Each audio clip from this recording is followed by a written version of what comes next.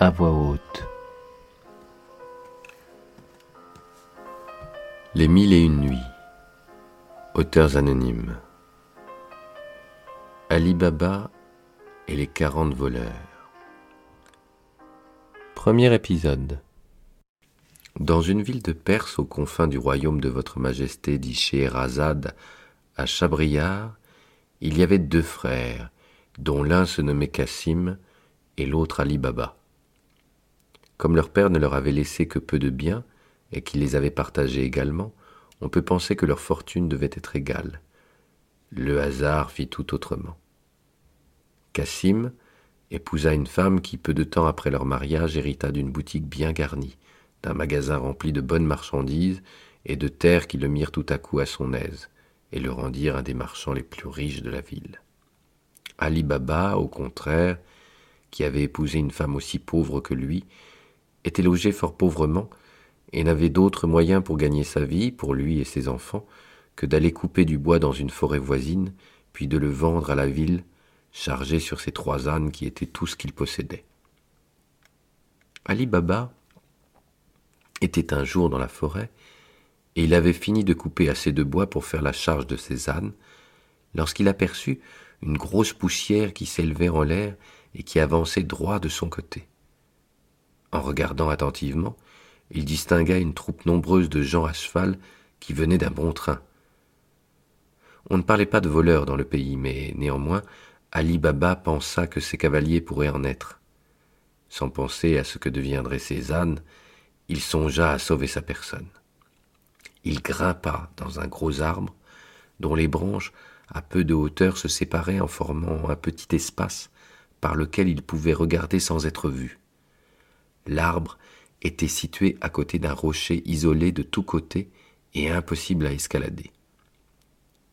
Les cavaliers, grands et puissants, tous armés, arrivèrent près du rocher où ils mirent pied à terre. Et Ali Baba, qui en compta 40, en voyant leur mine et leur équipement, sut qu'ils ne se trompaient pas et qu'il s'agissait bien de voleurs. Chaque cavalier débrida son cheval, l'attacha, lui passa au cou un sac plein d'orge qu'il avait apporté sur la croupe, et ils se chargèrent chacun d'une valise attachée au cheval. Les valises semblaient lourdes à porter. Un des voleurs, qui semblait être le chef, chargé de sa valise comme les autres, s'approcha du rocher, tout près du gros arbre dans lequel se dissimulait Ali Baba. Il prononça distinctement ces mots. « Sésame, ouvre-toi !» Dès que ces paroles furent prononcées, une porte s'ouvrit, et après avoir fait passer tous ces gens devant lui, et qu'ils furent tous rentrés, il entra aussi, et la porte se referma. Les voleurs demeurèrent longtemps dans le rocher, et Ali Baba, qui craignait que l'un d'entre eux sorte s'il quittait son poste d'observation, fut contraint de rester dans l'arbre et de prendre patience. La porte se rouvrit enfin. Les 40 voleurs sortirent en premier le chef, qui regarda défiler devant lui tous ses compagnons avant de dire « Sésame, referme-toi !» Chacun retourna à son cheval et remonta dessus après avoir replacé la valise. Le capitaine se mit en tête, et tous repartirent par où ils étaient venus. Ali Baba les suivit longtemps du regard. Ils peuvent avoir oublié quelque chose et revenir, pensa-t-il. Puis, il se demanda si les paroles prononcées par le chef auraient le même effet si c'était lui qui les disait. Il descendit de son arbre, aperçut la porte, se posta devant elle et dit « Sésame, ouvre-toi !» Et instantanément la porte s'ouvrit toute grande. Ali Baba s'attendait à voir un lieu sombre et fut surpris de se trouver dans un endroit bien éclairé, car on avait creusé une voûte qui recevait la lumière du jour par une ouverture pratiquée au sommet. Il vit de nombreuses provisions pour se nourrir, des marchandises de grand prix empilées, des étoffes de soie et de brocart, des tapis de grande valeur et surtout de grandes bourses de cuir posées les unes sur les autres et remplies de pièces d'or et d'argent. Ali Baba n'hésita pas sur ce qu'il devait faire. Il entra un peu plus dans la grotte, et dès qu'il fut entré, la porte se referma. Mais cela ne l'inquiéta pas, il savait comment la faire ouvrir. Il s'intéressa aux pièces d'or et en enleva un peu de chaque sac. Il en retira une quantité suffisante pour charger ses 3 ânes. Il rassembla ces ânes qui s'étaient dispersés, les chargea des pièces d'or, qu'il dissimula avec des morceaux de bois posés par-dessus. Quand il eut terminé, il se plaça devant la porte et prononça « Sésame, referme-toi » et aussitôt, la porte se referma. Cela fait, Ali Baba reprit le chemin de la ville. En arrivant chez lui, il fit entrer ses ânes dans une petite cour dont il referma la porte promptement. Il déchargea le peu de bois qui couvrait les sacs qu'il posa devant sa femme assise sur un sofa. Sa femme palpa les sacs et comprit qu'ils étaient remplis de pièces de monnaie. Elle soupçonna son mari de les avoir volés et lui demanda « Ali Baba, seriez-vous capable de faire une aussi mauvaise action ?» Il l'interrompit. « Non, ma femme, ne vous alarmez pas.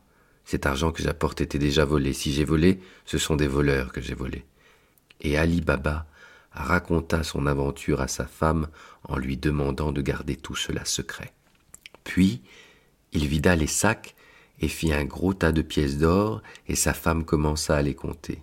Ali Baba lui dit « Quand aurez-vous fini de compter? Laissez cela, je vais l'enterrer dans le jardin. » Sa femme, remise de ses émotions, s'arrêta et lui dit « Attendez, je vais aller chez votre frère, emprunter une petite mesure et ainsi nous irons plus vite. Pendant ce temps, creusez une fosse dans laquelle nous enfouirons le trésor. » « Faites ce qu'il vous plaira, ma femme, répondit Ali Baba, mais souvenez-vous de bien garder le secret. » La femme d'Ali Baba se rend chez Cassim, qui demeurait tout près. Cassim était absent, alors elle fit sa demande à sa femme. « Très volontiers, dit la belle-sœur. Attendez-moi un moment, je vais vous la chercher. » Comme elle connaissait la pauvreté d'Ali Baba, elle se demanda quelle sorte de graines il voulait mesurer. Et, pour satisfaire sa curiosité, elle appliqua adroitement un peu de suif sous la mesure. Puis, elle retourna auprès de la femme d'Ali Baba pour la lui donner. Revenue chez elle, la femme d'Ali Baba plongea la mesure dans le tas de pièces afin de la remplir autant de fois que nécessaire. Quand elle l'eut achevée, elle fut très contente du nombre de mesures qu'elle avait trouvées. Puis, Ali Baba emporta l'or afin de l'enterrer dans la fosse qu'il avait achevé de creuser pendant que sa femme s'en allait rendre la mesure à la femme de Cassim. Dès qu'elle fut seule, la femme de Cassim retourna la mesure pour regarder ce qui s'y était collé. Quelle ne fut sa surprise en voyant une pièce d'or. Aussitôt, l'envie s'empara de son cœur. « Quoi ?» se dit-elle. « Ali Baba a de l'or par mesure. Et où le misérable a-t-il pris cet or ?» Elle était impatiente de mettre Cassim au courant, mais il se trouvait dans sa boutique et ne rentrerait que tard le soir. À son arrivée, elle lui dit « Cassim, vous croyez être riche? Vous vous trompez. Ali Baba l'est infiniment plus que vous.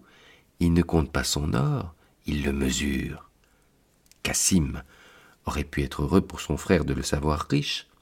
Au lieu de cela, il ressentit une vive jalousie et passa presque toute la nuit sans dormir. Le lendemain, il se rendit chez Ali Baba avant le lever du soleil. « Ali Baba, dit-il en l'abordant, vous êtes bien discret sur vos affaires. Vous faites le pauvre et vous mesurez l'or ?»« Mon frère, expliquez-vous, demanda Ali Baba. « Ne faites pas l'ignorant, répondit Cassim, et regardez ce qui était attaché à la mesure que votre femme est venue emprunter hier à la mienne. Combien en avez-vous comme celle-là » Ali Baba raconta alors à Cassim l'histoire qui lui était arrivée et lui offrit de partager le secret. « J'y compte bien, répondit Cassim, et j'exige aussi de connaître le lieu du trésor et comment je pourrai y entrer. Sinon je vous dénonce à la justice qui fera reprendre ce que vous avez déjà emporté. » Ali Baba expliqua alors à Cassim comment il pouvait se rendre à la grotte des voleurs et y pénétrer. Cassim n'en demandait pas davantage et résolut de s'emparer pour lui seul du trésor dès le lendemain. Le lendemain, il partit avant la pointe du jour avec 10 mulets chargés de grands coffres qu'il voulait remplir. En suivant les indications d'Ali Baba, il arriva devant le rocher. Il chercha la porte, la trouva, prononça les paroles « Sésame, ouvre-toi !» Il entra dans la grotte, la porte se referma. Cassim regarda admiratif tous les objets précieux qui se trouvaient là. Il se dépêcha de prendre des sacs pour aller les mettre dans les coffres que portaient les mulets. En arrivant devant la porte, il ne se rendit pas compte tout de suite qu'il avait oublié le nom de la céréale qui permettait l'ouverture de la porte, et dit « Orge, ouvre-toi !» et fut bien étonné de ne pas voir la porte s'ouvrir. Il essaya avec d'autres grains, mais la porte demeurait fermée. La peur s'empara de Cassim. Allait-il rester là et être découvert par les voleurs ? Les voleurs revinrent vers midi à leur grotte. En arrivant près de la grotte, ils virent 10 mulets à côté du rocher. En arrivant au galop, les voleurs effrayèrent les mulets qui s'enfuirent.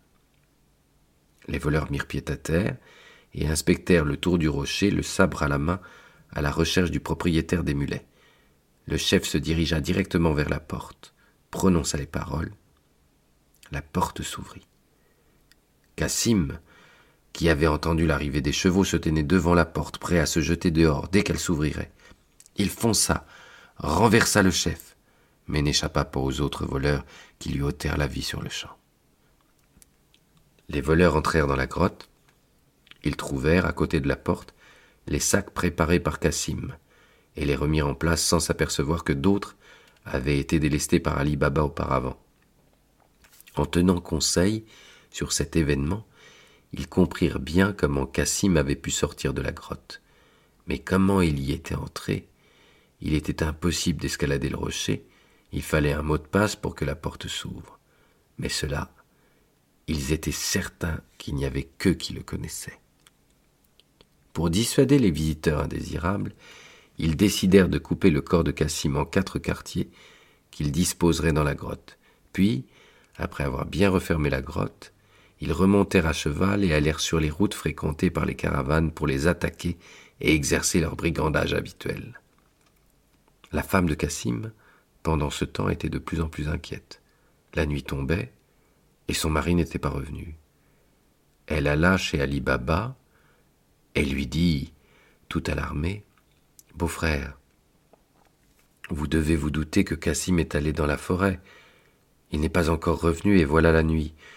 Je crains qu'un malheur ne lui soit arrivé. » Ali Baba la rassura en disant que, pour plus de discrétion, il avait décidé sans doute de rentrer quand il ferait nuit noire et que tout le monde dormirait. Rassurée, la femme retourna chez elle et attendit toute la nuit. Au petit matin, tout en pleurs, elle retourna chez Ali Baba pour le supplier de retrouver Cassim. Ali Baba se mit en route immédiatement avec ses 3 ânes. En arrivant près du rocher, il s'étonna de n'avoir pas rencontré son frère ni les 10 mulets et fut effrayé par les marques de sang près de la porte. Il prononça les paroles qui ouvrent la porte et il vit alors le triste spectacle du corps de son frère. Il fit son devoir en rapportant le corps de son frère qu'il disposa sur ses ânes en le dissimulant sous des morceaux de bois. Il attendit la nuit pour rentrer à la ville. Arrivé devant chez Cassim, il frappa à la porte. Ce fut Morgiane, leur esclave, qui vint ouvrir. Ali Baba avait confiance en elle. Elle avait toujours eu de bonnes idées pour sortir d'une situation difficile. « Morgiane, dit-il, la première chose que je te demande, c'est de garder un grand secret. Voici le corps de ton maître dans ses paquets. Il s'agit de le faire enterrer comme s'il était mort de sa mort naturelle. Appelle ta maîtresse et écoute ce que je lui dirai. » Morgiane avertit sa maîtresse et Ali Baba, qui la suivait, entra. « Eh bien, beau-frère, demanda la belle-sœur à Ali Baba avec impatience, « quelle nouvelle apportez-vous de mon mari ? Je ne vois rien de gai sur votre visage. » « Belle-sœur, répondit Ali Baba, je ne puis rien vous dire avant que vous me promettiez de m'écouter du début jusqu'à la fin et de garder tout ceci secret pour votre bien et votre repos. »« Ah » s'écria la belle-sœur sans élever la voix, « ce que vous dites me fait comprendre que mon mari n'est plus. Parlez, je vous écoute. » Ali Baba raconta ce qui était arrivé à Cassim et qu'il fallait faire croire à tout le monde qu'il s'agissait d'une mort naturelle, puis il lui proposa, comme c'était la coutume, de la prendre pour épouse. La femme de Cassim accepta les propositions d'Ali Baba. Ali Baba retourna chez lui. Morgiane, dès le lendemain, sortit dans le voisinage pour aller chez l'apothicaire. Elle frappa à la boutique et demanda un remède pour une maladie des plus dangereuses. « Ah, dit-elle avec un grand soupir, c'est Cassim, mon bon maître. On ne comprend rien à sa maladie. Il ne parle pas et ne veut rien manger. » Avec ces paroles, elle emporta le remède que lui délivra l'apothicaire. Le lendemain, la même Morgiane revint chez le même apothicaire et demanda, les larmes aux yeux, un remède que l'on avait l'habitude de faire prendre aux malades qui se trouvaient en fin de vie, sans grand espoir cependant de les sauver.